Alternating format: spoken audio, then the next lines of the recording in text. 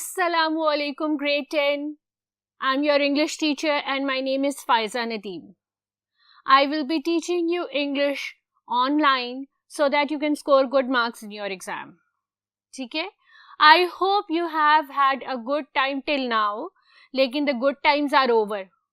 We have to start studying now. ठीक है? और आज हम क्या पढ़ेंगे? हम जानेंगे अपने बोर्ड पे. चलिए बोर्ड पे.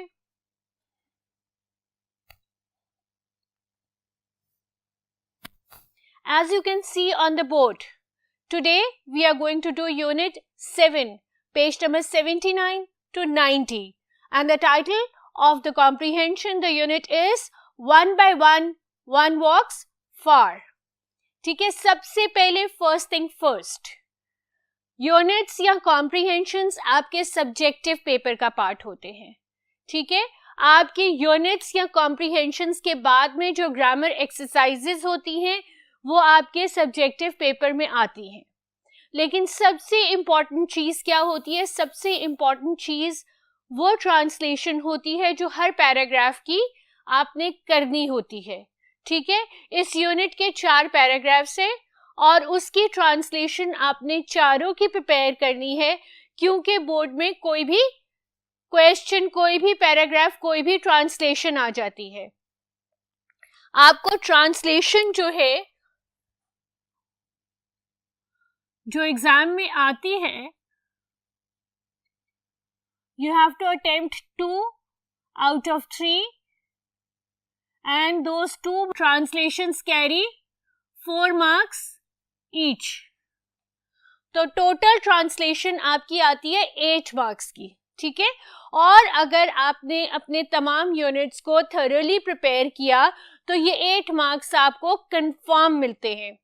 उसके अलावा कॉम्प्रिहेंशन पैसेजेस से आपके आते हैं क्वेश्चन आंसर्स. ठीक है, और वो क्वेश्चन आंसर्स जो होते हैं वो आपने अटेम्प्ट करने होते हैं 5 out of 8.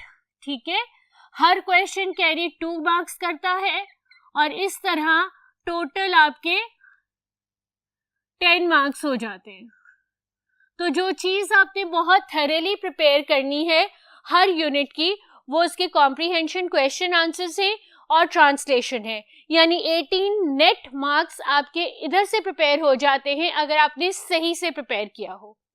उसके अलावा आती है सेंटेंस कंस्ट्रक्शन, सिनोनिम्स, एंटोनिम्स और अ फ्यू ग्रामर पार्ट, जो कि आपकी कॉम्प्रिहेंशन के बाद में दिए हुए होते हैं.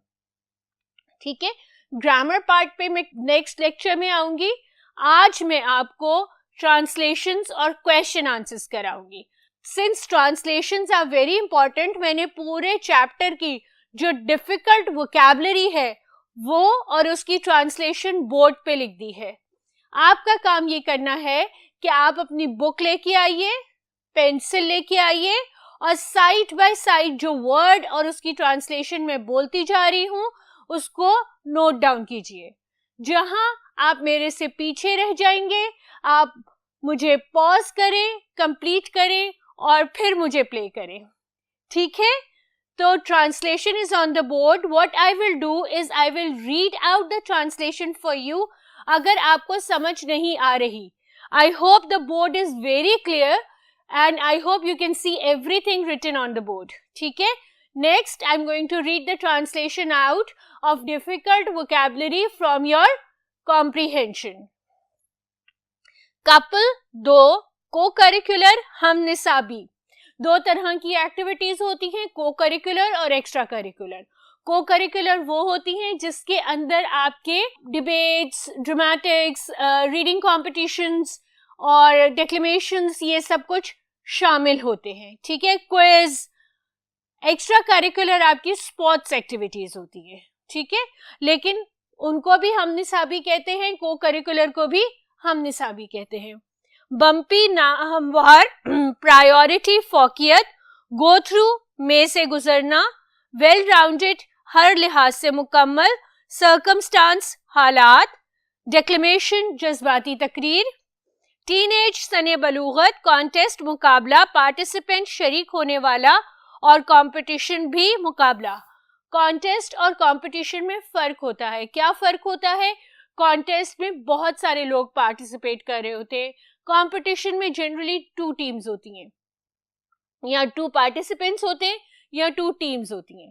लेकिन उर्दू में दोनों ही सिंस मुकाबले हैं, तो हम इन दोनों की ट्रांसलेशन मुकाबला ही करेंगे. Let's move on to the next board. बहुत सारी ट्रांसलेशन लिखी हुई है. आई होप आपको बोर्ड बिल्कुल क्लियर नजर आ रहा होगा, है ना. तो ये सारी ट्रांसलेशन मैं अभी आपको जल्दी से पढ़ के सुनाती हूँ. आपने इसको जल्दी से कॉपी डाउन कर लेना है. ट्रिग्नोमेट्री इल्म रियाजी की एक शाख, मुसल्लस भी कहते हैं. ठीक है. इसको क्रिएटिव, तख्लीकी, लुक फॉरवर्ड टू, तवक्को करना, you all look forward to good things in life, independence, आज़ादी, इन एडिशन, मजीद बरा, बोर्डिंग स्कूल, अकामती स्कूल, आउटलुक, नुक्ता नज़र, अचीव, हासिल करना, पब्लिक, अवाम, इंस्टीट्यूशन, इदारा, गिव अप, छोड़ देना, एक्सपीरियंस, तजुर्बा, मोटिवेट, तहरीक देना, एक्टिविटी, सरगर्मी, प्रोसीड, पेश रवी करना, रिस्पॉन्सिबिलिटी, जिम्मेदारी, एलिमेंट्री, बुनियादी, अवेयरनेस, आगाही, करंटली, मौजूदा वक्त, इन्वायरमेंटल, माहौलियाती, डिटर्मिन्ड, पुरज़्म, फाइनेंशियली, माली तौर पे, टेस्ट. असल में टेस्ट होता है जायका, लेकिन इस स्पेसिफिक कॉम्प्रिहेंशन में, इस स्पेसिफिक यूनिट में टेस्ट जो है वो ज़ौक़ के मायनों में यूज हुआ है. जायका और ज़ौक़ का मतलब मालूम है ना. जायका वो चीज जो जबान पर लग के, जिसको हम इंग्लिश में फ्लेवर कहते हैं. ज़ौक़ यानी आपको क्या चीज पसंद है और किस चीज को आप रग़बत से, शौक से करते हैं. तो over here taste is used as ज़ौक़. And last but not least, excel means सबकत ले जाना.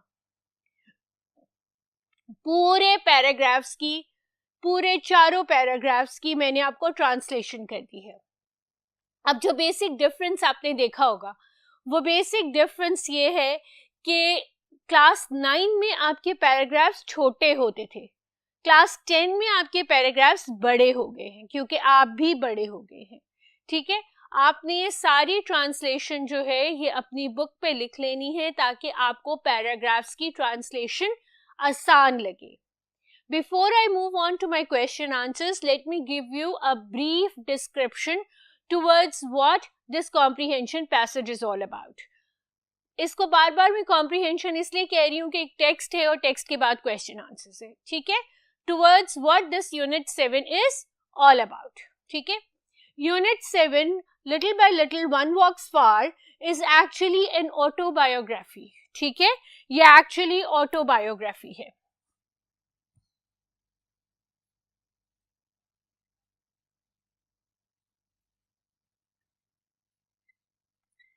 ऑटो का मतलब क्या होता है? सेल्फ.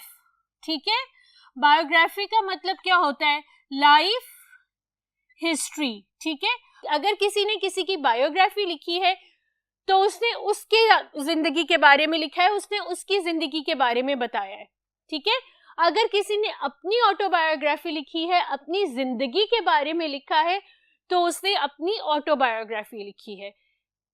नेट पे जाके गूगल करें, आपको बहुत जबरदस्त किस्म की ऑटोबायोग्राफीज मिलेंगी. सबसे इम्पोर्टेंट है नेल्सन मंडेला की. ठीक है. पढ़ेंगे, आपको बहुत मजा आएगा, because you will get to know how this man struggle to get his country free. ठीक है. और उसके अलावा मैं और कोई नाम नहीं ले रही, क्योंकि I am not here for promotion. ठीक है. सो दिस यूनिट 7 और comprehension is the autobiography of an author who started working in his life, in his student life. ठीक है. और उसने किस तरह से छोटा छोटा स्टेप लेके तरक्की की और किस तरह से अपनी जिंदगी को मिसाली बनाया. ठीक है. ये यूनिट 7 बता रहा है कि किस तरह राइटर ने स्कूल की छोटी छोटी एक्टिविटीज में पार्टिसिपेट लेते लेते बड़ी बड़ी अचीवमेंट्स हासिल की. और ये एक्चुअली आपके लिए एक motivational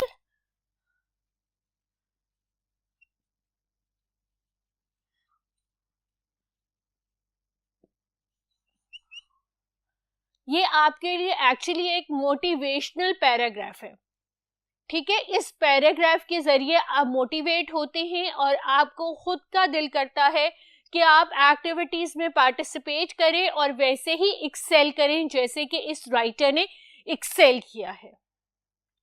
next I will come on to the question and answers. मैंने क्वेश्चंस लिखे हैं, साथ में हेल्पिंग वर्ड्स लिखे हैं। आंसर्स को, सेंटेंस को आपने खुद फॉर्मेट करना है, ठीक है। I have not written the complete answers on the board, but I have written the helping words और phrases with the help of which you can write your own answers. The first question was, what are some distinctions of the writer? ठीक है, as I've told you earlier, this unit 7 is all about the achievements of the writer. It's his autobiography. It's how he has achieved, how he has become successful in his life, right? So what are the some of the achievements of the writer? The writer has participated in a lot of academic, literary, co-curricular activities. ठीक है, half answer है, half answer is on the next board, ठीक है। Question आपने ध्यान में रखना है। Meanwhile I will go to the next board. What are some of the achievements of the writer? ठीक है, I will move to the next board and then I will explain the answer to you. Alright, in my previous board I've said that the writer has participated in a lot of co-curricular, literary activities, right? And now he has won the distinctions like Quaid-e-Azam badge in scouting, and the best achievement of his life was winning the Academics Excellent Awards in district level declamation competition. Declamation क्या होते हैं? तकरीरें, ठीक है। आपने देखी होंगी डेक्लेमेशंस, खुद participate किया होगा डेक्लेमेशंस में। डेक्लेमेशंस होती हैं तकरीरें, और उस राइटर ने अवार्ड जीता था डिस्ट्रिक्ट लेवल डेक्लेमेशन में। Apart from that he participated in a lot of quiz competitions and he has won laurels in history and geography as well. So these are a few of the achievements of the writer, ठीक है। Points मैंने लिख दिए हैं, phrase out आपने खुद करना है. I'll move on to question number 2. How has the writer spent his summer vacation? The writer has spent his summer vacations by doing a lot of summer jobs. He has worked in the English Language Center, in DK Academy, in McDonald's, and a lot of other places. These jobs in his summer vacations has helped him in developing sensibility, and it prepared him for his future both financially and mentally. Points are on the board. You have to phrase out the answer. Let's move on to the next question. What has he gained from his summer job experiences? ठीक है, उसके summer job experiences से उसने क्या gain किया, क्या हासिल किया. ऑलराइट, तो उसका आपने पूरा कंप्लीट फ्रेज आउट करना है कि from his summer job experiences the writer has gained maturity, he has become more responsible toward the assignments that has been given to him. He has learned not to worry about his future because he was well prepared for any odd that might come across him during the future, and he developed a sense of courage to face challenges in the future. ठीक है, मैंने आपको points लिख दिए हैं. Again and again I am repeating, points मत लिख दीजिएगा, सेंटेंसेस पूरा आपने लिखना है, ठीक है. पूरे सेंटेंसेस को कंप्लीटली थरली फ्रेज आउट करना है. Next is, how are these experiences helpful for him in the future? Again, a half of the answer is here and half is on the next board. तो मैं यहाँ पे question पढ़ती हूँ, next board पे जाती हूँ and I'll give you the complete answer. ठीक है, how are these experiences helpful to him in the future? Let's move on to the next board. Alright, these experiences made him more stable. They brought him mental and financial stability. They developed a sense of maturity in him, and he increased his sensibility towards the outlook of life. He became responsible both mentally and financially. Alright? He became independent both mentally and financially. And he developed an ability to face challenges. Right? We'll come on to the last question that is present on your book, on your textbook. And the question is, what kind of student is the writer? Now this is an open-ended question. ठीक है? Open-ended question कौन से होते हैं? Open-ended questions वो questions होते हैं जिनके answers आपको textbook में नहीं मिलते. You have to write their own answers. ठीक है? आप उनके आंसर्स लिखेंगे टेक्स्ट पढ़ के, उसको अंडरस्टैंड करके, उसको कॉम्प्रीहेंड करके. कॉम्प्रीहेंशन क्यों कहलाता है? क्योंकि आप उससे अपनी अंडरस्टैंडिंग ऑफ इंग्लिश टेक्स्ट बेहतर करते हैं. ठीक है? इसीलिए वो कॉम्प्रीहेंशन होता है. आप उसको कॉम्प्रीहेंड करते हैं, अंडरस्टैंड करते हैं, and then you write it in your own words. ठीक है? तो last is an open ended question जो आपको ये कह रहा है कि what kind of student is the writer. किस तरह का स्टूडेंट था राइटर? तो the writer was this is in your own opinion, right? According to my own opinion, or according to me, the writer is a hardworking, versatile and a well-rounded student. Okay, he was optimistic and looked at the bright side of things. ठीक है? He was eager to learn and was the first to get the first-hand experiences. He was eager to learn and he wanted to get the first-hand experience of everything in life. ठीक है? He was ambitious and wanted the best of everything. He was determined to win and to be superior from the rest of his peers. He was positive and would never fail in front of challenges or difficulties of life. And he was consistent even if he would not succeed. He would work hard again and again to become the best among everybody else in the world. ठीक है? सारे मैंने qualities उसकी यहाँ लिख दी हैं, सारे adjectives मैंने आपको इधर लिख दिए हैं. इसको फ्रेज आउट आपने खुद करना है, बल्कि मैंने वर्बली आपको आंसर भी दे दिया है. चाहे तो पॉज कर करके इस आंसर को नोट डाउन कर लें.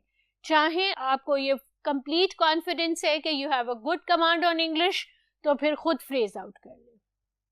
ठीक है? अब since the question answers are carrying 10 essential marks, I have written a few additional questions as well.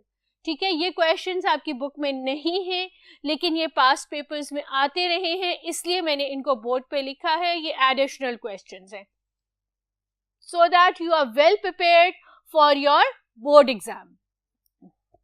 हर दफा कोरोना वाली पार्टी नहीं होगी. क्लास 9 तो बगैर पेपर दिए पास हो गए, अब पढ़ के दे, पेपर दे के पास होना है. ठीक है? सो additional questions. First question is what kind of person is the author. किस तरह का इंसान था ऑथर. ठीक है? और इसका answer as the arrow shows, you can see my arrow, बड़ा सा रेड कलर का बोल्ड में, ये है. अभी अभी मैंने इसको कंप्लीट जवाब दिया है, तो I am not repeating the answer again, but I have given you the answer of this question right now, a few seconds ago. Right? Question number 2. What does the author want to imply by mentioning his co-curricular activities? Imply का मतलब क्या होता है? Imply का मतलब होता है कि आपके ऊपर impose करना, आपको सिखाना. ठीक है?